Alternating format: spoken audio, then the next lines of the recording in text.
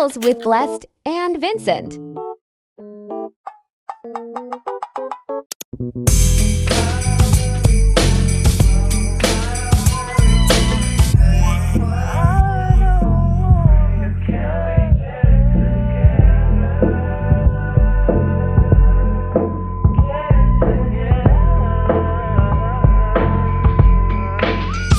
I put the new 4Gs on the G. I trap into the bloody bottoms is underneath. Cause all my niggas got it out the street. I keep 100 racks inside my jeans. I remember hitting them all with the whole team. Now niggas can't answer calls cause I'm all in. I was waking up getting racks in the morning. I was broke now.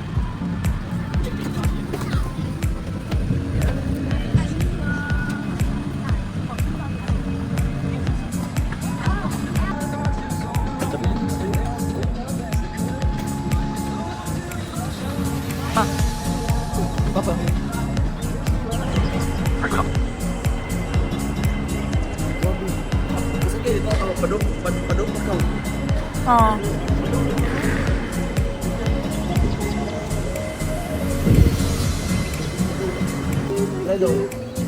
That's why it's very many stickers. Have you tried to open it?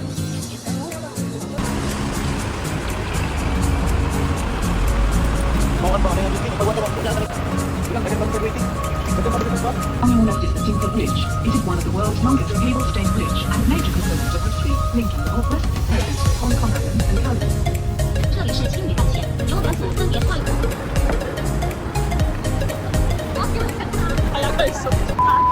Hi guys! So another day, another vlog, and we are finally here in Hong Kong. So nasa elevator na kami nito, heading to our Airbnb. What I like about this place is self-check-in na siya with lockbox. So ito yung papakita ko sa inyo. This is 8 guest maximum. Super bait na host. And nakita ko lang nga to, sa Airbnb with 1 comfort room. And then, 3 bedrooms na siya. Meron na din silang outlets dito, mga extension wires, para for sure makaka-use kayo ng electricity nila pagdating dito. Kasi nga yung outlet sa Hong Kong, iba siya compare dito sa Pinas. So, after niyan, natulog lang kami kasi next day magmamakaw kami. Iniiwan lang din namin yung mga gamit namin dito sa Airbnb. Nag-dinner lang din kami sa McDo kasi wala kaming ibang mahanap kasi quite late na din yung pagdating namin dito sa Airbnb. So, yeah! It's it!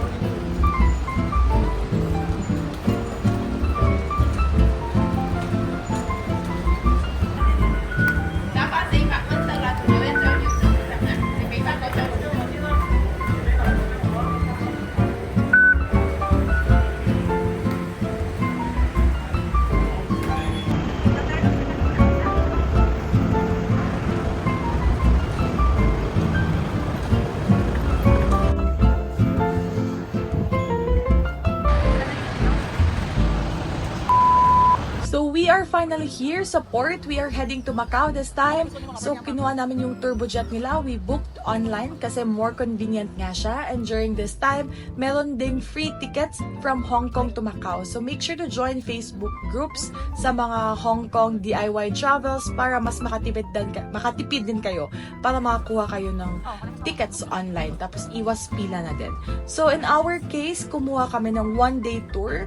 Kumuha ako ng tour guide which is worth 100 HKD. So, times natin ng 7, that's 700 pesos, Philippine pesos. So, yun na nga, ito na si Kuya Eric, nakita na namin yung tour guide namin. 2 ways pala yung pagpunta ng Macau from Hong Kong. So, medyo maalon yung time na sumakay kami ng ferry. So, if you don't want to experience that, you could take the bus. Pwede din kayo mag-book via Klook and just don't forget to use our Klook promo code for discount. So, ito na nga yung tour namin. So, lahat pala ng mga shuttle bus dito sa Macau ay free. Depende na sa ruta nyo. So, since may kasama na kaming tour guide, so si Kuya Eric na lahat ng nag-decide ng itinerary namin for the whole day. Tapos matatapos ito around 5 p.m., 7 p.m. Depende na sa inyo. Kasi binayaran nyo naman siya for the whole 12 hours. So, let's go!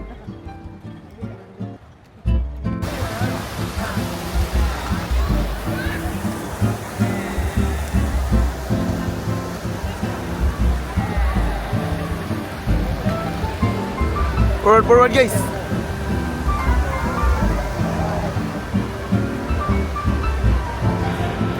And yung first stop naman namin is yung Senado Square. It's considered as Macau's World Heritage Site and it is known for their outdoor terraces, delightful fountain, and mga charming pastel-colored colonial architecture. And if nakikita nyo sa ibang social media, super daming free taste yung street na ito.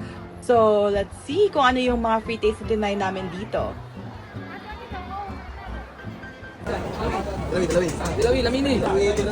Lamini. Ang sama pangalan, ano pangalan yan, kuya? Georgie po, Georgie. Georgie? Georgie. Pork Georgie. Tilawis. May pork, may beef, may chicken, may spicy. Ayan. Tilaw. Tilaw dito, dako. Wala yung rice, kuya? Ay, nagsasaing pa lang.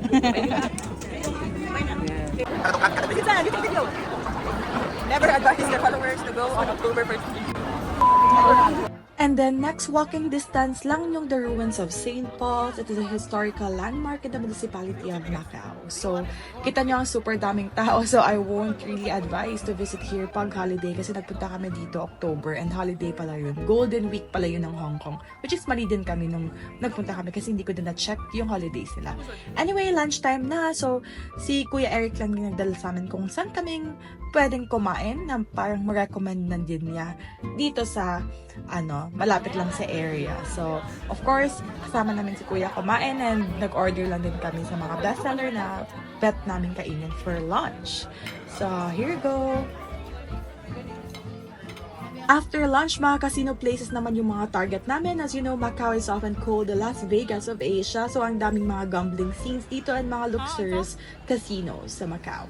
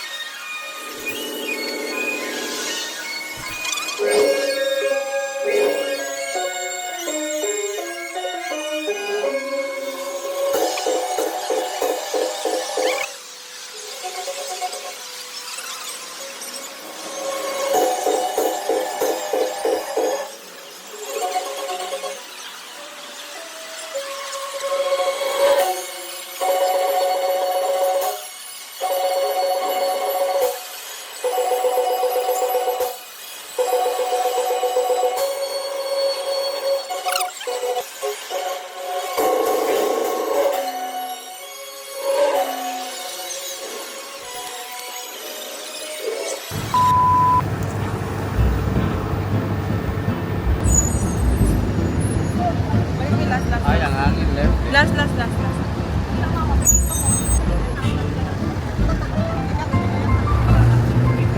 Tama na!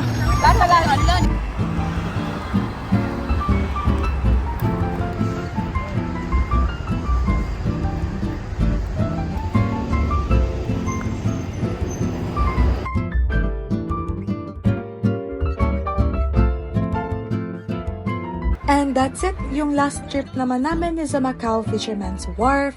Next is sa Venetian Macau. And yung malapit lang dun is yung Parisian Macau. So after naman nun, since medyo gabi na, umuwi na lang kami. Naka-decide na kami umuwi. Since gusto din namin mag-dinner sa Hong Kong na mismo. So papakita ko lang yung mga short clips, mga pictures na nakuha namin dito sa Macau. It was worth the experience and we're hoping to visit again soon someday. So, check out our next vlog for our Hong Kong itineraries na naman. I hope you enjoyed this vlog. Thanks for watching. Like and subscribe for more travel tips. Bye! Buka Bobby.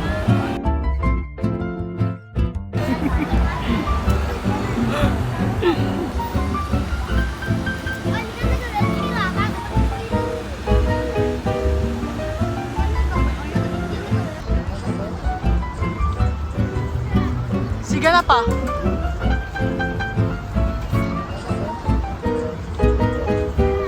Sige na pa.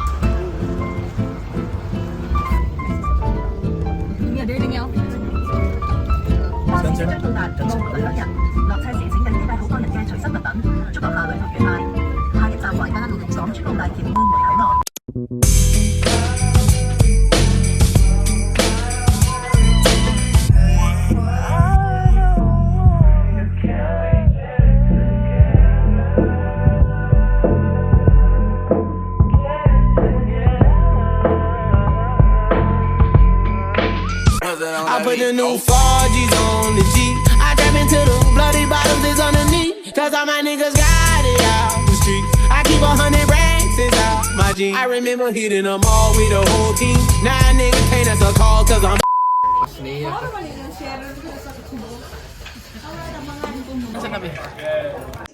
Mabusog tani.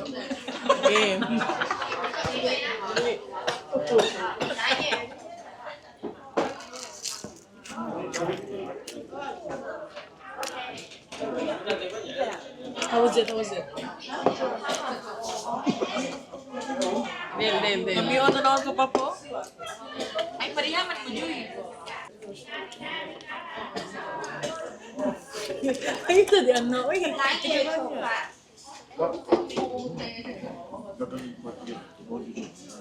nagkatambok niya.